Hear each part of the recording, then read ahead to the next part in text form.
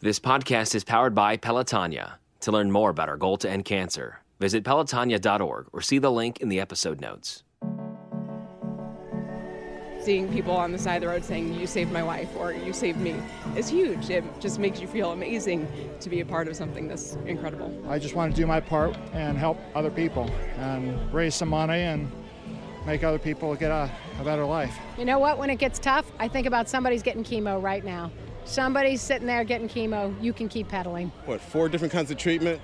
Yeah, it was 2 years, but hey, survived, and we're good. Welcome to One Goal, a podcast from Pelotonia. We're a community that's dedicated to funding life-saving cancer research through a 3-day experience of cycling and volunteerism. I'm your host and ride community manager, Jill Lendino. Your journey with us to the finish line begins now. Through research, we will see an end to cancer.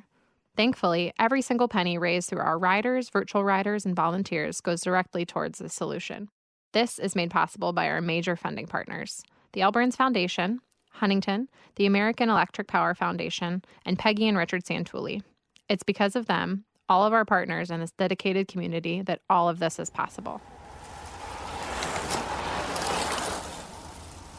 Pelotonia's annual ride weekend is an experience truly unlike any other. There are thousands and thousands of folks who come out to celebrate, to ride, to volunteer, to cheer, all in the name of celebrating our community's impact on cancer research. As we've listened to these stories in the previous 13 podcast episodes, we thought, how special will it be to bring you into the moment of a rider's journey? Thought this would be a really great way for you to be in the experience and hear from our riders firsthand as they jump off their bikes.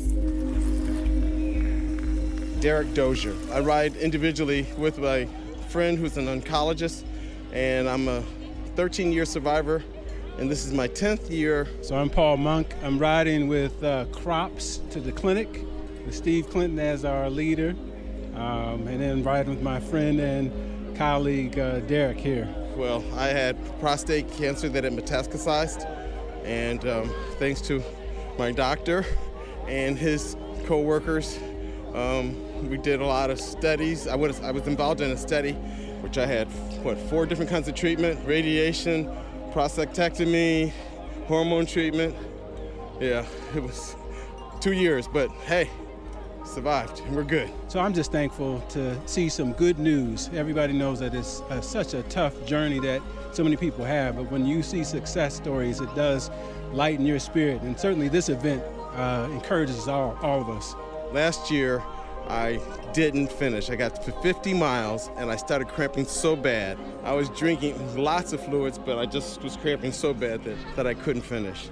But this is my 10th year and my 9th year finishing, so I'm really excited about it. So I'm eternally optimistic that we are on the cusp of new developments and findings that will lead to more cures, better quality of life. This new Immuno-Oncology Institute is absolutely exciting. It's the right place, in my opinion, where the money should go.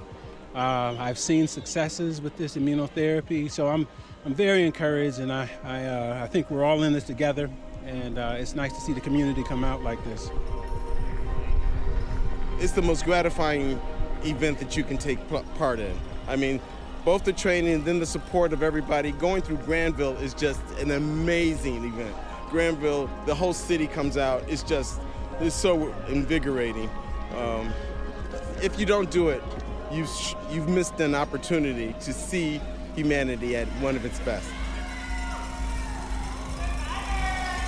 Lauren Doran, and I rode with Kelly, Clary, Stephanie, Chris, and Casey Pedrick.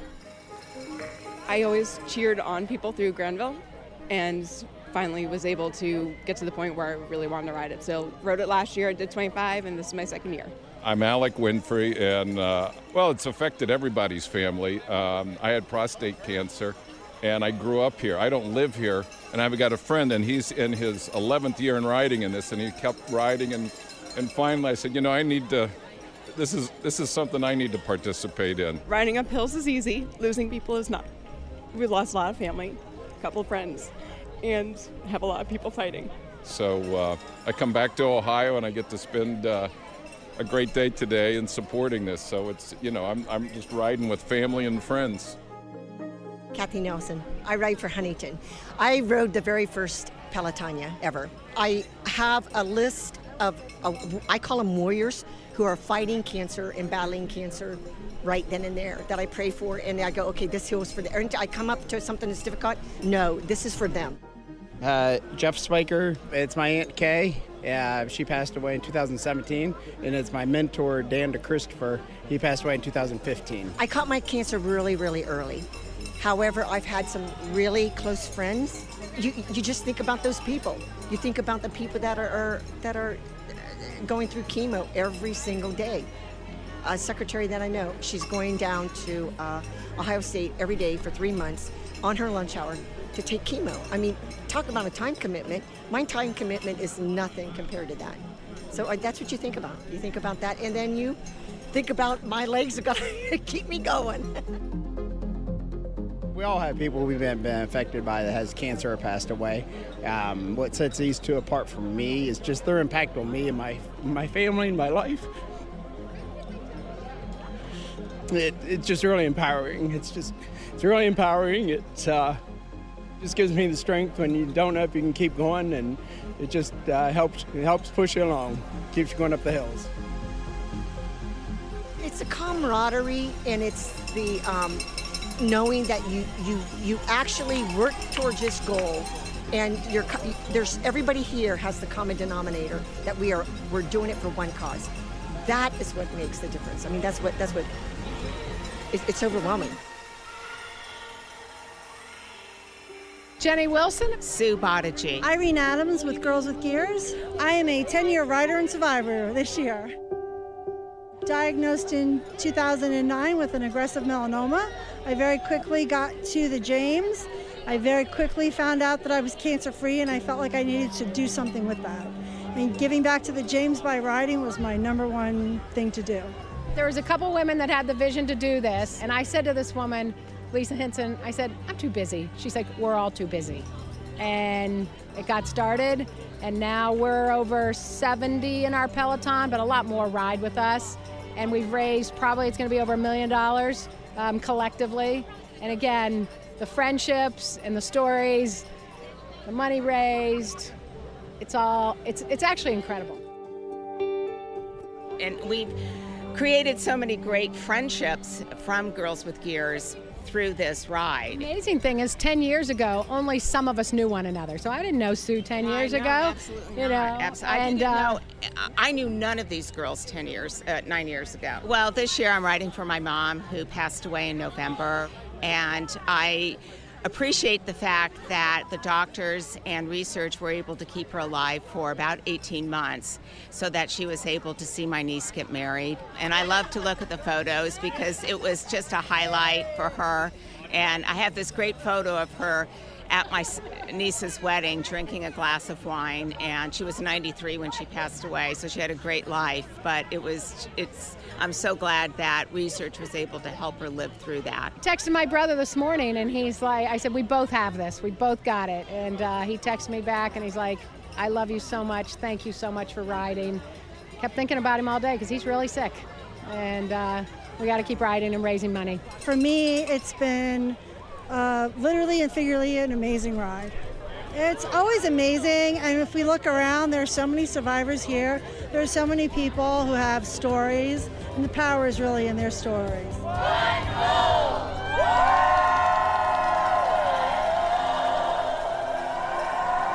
It has been a ton of fun for our staff and hopefully for you as a listener. It's been the first time that Pelotonia has put together a podcast, and we searched high and low throughout the community to come up with some really incredible stories. And I think that we accomplished just that. I have loved hosting these last 13 episodes, but it's time to pass the baton to my good pal Joe Apgar, who you heard from in our 4th episode titled A Change of Plans. Joe is our COO here at Pelotonia, and he's super excited to lead us into the 2nd season of the podcast and just tell amazing stories from another group of folks who are all in on our one goal. We on staff are so fortunate to hear some of the most amazing stories every day with people in our office, and And this podcast is really a platform for us to share that with the rest of our community and the rest of the world. We know that we had listeners from Italy, China, Japan, Germany, the United Kingdom, Spain, Sweden, Finland, and many more countries last year, which was amazing. And we couldn't be more grateful for our listeners and the people we've been able to share these stories with. So with that, let's listen to a preview of what you can expect to hear on Season 2 of our podcast, One Goal. You know, when I was diagnosed and I was sitting in the hospital room, and being pregnant at the time, all I kept thinking about was my son is going to grow up without his mom. We walked into the Spielman Center, which is one of the most amazing places in the world. My oncologist plopped up on the exam table, so she was sitting there and I was sitting in the chair, and she went through the treatment, she went through the cancer, and she looked at me and she was like, "You were coming for a second opinion, right?" And I was like, "No, I'm not here for a second opinion. Like, I'm going with you." And that moment, she gave me and my husband the confidence we needed. So while I signed up for Pelotonia, I thought, you know, the ride doesn't exactly hold answers, but it holds some solace to it to give us some kind of a beautiful way to take out some of that stress and to do something positive. I didn't know how to deal with those complicated emotions, but I did know I wanted to get on a bike and raise money for cancer research and to turn it into something positive if I could. No matter what happens in life, if it's tragedy, if it's a good thing, to be grateful for what you're given, to always pay it forward, and to leave the world and people better than you found them, no matter how big or small of an impact that positivity may be. You've been listening to One Goal, a podcast from Pelotonia. The first half of Season 2 will be hosted by me, cancer survivor and COO Joe Apgar, with interview and production scheduling by Marketing and Communications Manager Emily Smith and Marketing and Communications Coordinator Gabby Blauer. Produced, mixed, and sound designed at the studios of Wessler Media by Vince Tornero. Additional mastering by Joey Gerwin at Orange Judio. Special thanks to all of our guests for being so open and willing to share their amazing stories. If you're curious about joining the Pelotonia community and making an impact on cancer research, please see the link in the episode notes or visit pelotonia.org.